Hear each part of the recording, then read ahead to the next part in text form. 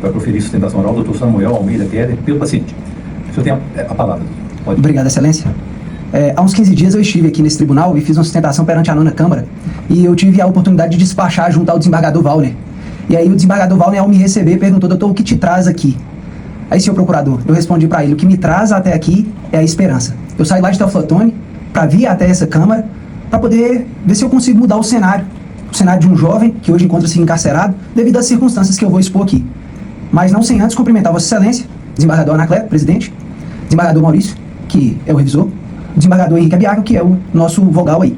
Também cumprimento o doutor representante do Ministério Público, colega da advocacia, o remanescente, os serventuários da Justiça, e passo ao caso. Excelência, o senhor Costa, ele está sendo acusado de tráfico de drogas, mas em um contexto um pouco diferente do que a douta magistrada trouxe em sua decisão que decretou a prisão do senhor Matheus. Por que eu falo? Eu vou explicar a situação que ela fundamentou e depois eu trago as circunstâncias, inclusive agora trazidas pelo Ministério Público na denúncia. Eu fui policial militar 6 anos e meio na comarca de Carlos Chagas, onde aconteceu esse fato. E uma coisa que não era incomum era, entre os becos e vielas daquela cidade, nós depararmos com algumas pessoas, efetivamente, ou praticando o crime de tráfico de drogas, ou ali comprando para que saciassem o seu vício. E essas pessoas muitas vezes corriam da guarnição. E por vezes eu consegui visualizar o indivíduo dispensando a droga. E eu conseguia falar, igual eu tô vendo aqui o desembargador Maurício, ele se ia dispensar alguma coisa, eu conseguia ver. Aqui, caiu um pedaço do teto aqui, infelizmente aqui da Câmara, mas a gente não consegue atribuir a autoria de ninguém, porque nós não vimos ninguém fazer nada. E caiu. Eu vou culpar quem? Eu não tenho como culpar ninguém. Eu não tenho indício de autoria de ninguém que tenha feito isso, porque nós não vimos. Bem, excelências, isso que aconteceu aqui é muito semelhante ao fato que está sendo apreciado. Por quê? Pesa contra ele indícios de autoria, e é interessante porque o artigo 312 fala indícios suficientes de autoria. E não existem palavras vãs na lei. Indícios suficientes de autoria é porque não basta mera denúncia, não basta mera suspeição. Eu preciso de indícios. E, desembargador Anacleto, como que chegou para o delegado de polícia, que Vossa Excelência conhece bem essa carreira, para indiciar esse cidadão no tráfico de drogas? 2 policiais militares que, em tese, presenciaram um indivíduo correndo pelos becos e vielas de Carlos Chagas, e esse indivíduo que correu, no dia 11 de janeiro de 2024, ele tinha uma tatuagem na perna, era alto e calçava um chinelo azul de correias brancas. Um chinelo de correias brancas e um solado azul. E, com base nisso, ele, dias depois, e isso está no depoimento dos policiais que foram ouvidos em delegacia, na fase de instrução, mas olha como que foi que esses policiais chegaram à delegacia para falar disso. Dias depois, sem precisar quanto tempo depois, a polícia militar depara com um cidadão, no meio da rua, distante desse lugar, mas com um chinelo, com a correia azul e o chinelo branco. E fala assim: opa, esse cara é aquele cara que correu da gente. Essa foi a dedução. Subiram para a delegacia e deram um nome. Até então, o procedimento que só tinha capa, passou a ter na capa o nome do Lainier. E aí vem uma representação de prisão preventiva do que foi ratificada pelo Ministério Público e acolhida pelo magistrado.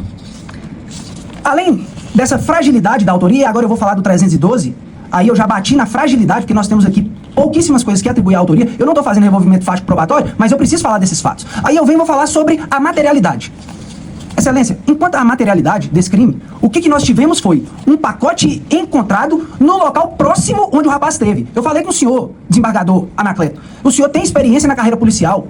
É diferente uma ocorrência em que eu visualizo o indivíduo dispensando a droga de uma ocorrência onde um suposto indivíduo, que eu até então não identifiquei, correu e lá próximo eu encontrei uma droga. Há uma distinção muito clara nessas circunstâncias.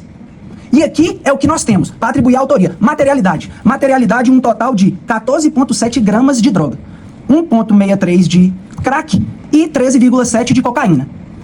Aí, essa guarnição começou a revirar esses becos e vielas e depois encontrou mais 80 gramas num lugar muito escondido que descreve, inclusive, que não era no mesmo lugar que o indivíduo estava. Então, o Ministério Público foi muito responsável ao oferecer a denúncia, em parte aí, só em cima das 14 gramas, porque o Ministério Público visualizou que aqueles 80 e tantas gramas não tinha nem como eu vincular ao indivíduo Matheus. Mas a douta magistrada, que atuava na época na comarca, infelizmente utilizou essas 83 para fundamentar a prisão, o que, a nosso ver, não merece prosperar. Mas eu sigo. O que acontece? Agora eu vou falar sobre outro requisito lá do 312, que fala da questão da ordem pública, fala da questão da instrução processual e fala da aplicação da lei penal. A magistrada, ela citou de maneira genérica esses 3 requisitos do 312 na sua decisão. Ela fala de alguns aspectos da gravidade, e eu vou citar aqui, mas quando fala, ela não fala o que constitui a ordem pública, perigo à ordem pública, ela não fala o que constitui o perigo à instrução criminal, e ela não fala o que constitui o perigo à aplicação da lei penal.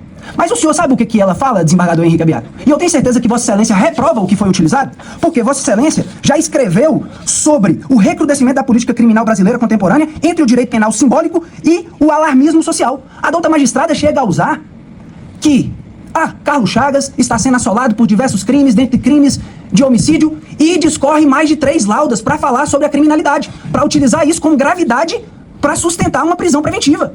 O que, por certo, nós temos aqui que é reprovado, inclusive, por Ferraioli, esse alarmismo social que é feito. E aí, o que nós fazemos? Levantamos a bola do alarmismo social, do direito penal simbólico, e o magistrado vem e corta. Magistrado não é prefeito, magistrado não é vereador, não é, porque nós estamos aí em época de política, para poder ficar fazendo vontade, entre aspas, do povo, porque ela fundamenta a prisão na repercussão social do crime. Isso não é fundamento idôneo, com a devida vênia. Bem, para finalizar, excelências, o que nós verificamos aqui é que medidas cautelares diversas seriam mais do que suficientes para fundamentar isso aqui, porque tem sim uma passagem por tráfico de drogas e vinha há mais de 5 anos cumprindo a sua pena. Falta 10 meses para o Matheus concluir, mas nós temos aqui, nessa decisão, que decreta a prisão, um direito penal do autor, pelo simples fato de ter um histórico criminal no tráfico de drogas. A ele foi atribuído a propriedade dessas 14 gramas de entorpecente, pelo simples fato de uma tatuagem na perna e de um chinelo de solado branco e correia azul. O que, por certo, pela esperança que me traz até aqui, Vossas Excelências não deixarão prosperar uma prisão dessa natureza. Não obstante, a instrução criminal dará continuidade. E se ao final ele for culpado, que seja punido. Mas a prisão preventiva ela não merece prosperar. Creio eu que medidas cautelares diversas são mais que suficientes. É a minha sustentação oral, agradeço. Bem, ouvi com atenção a sustentação oral do Dr. Samuel Almeida Keller. Informo que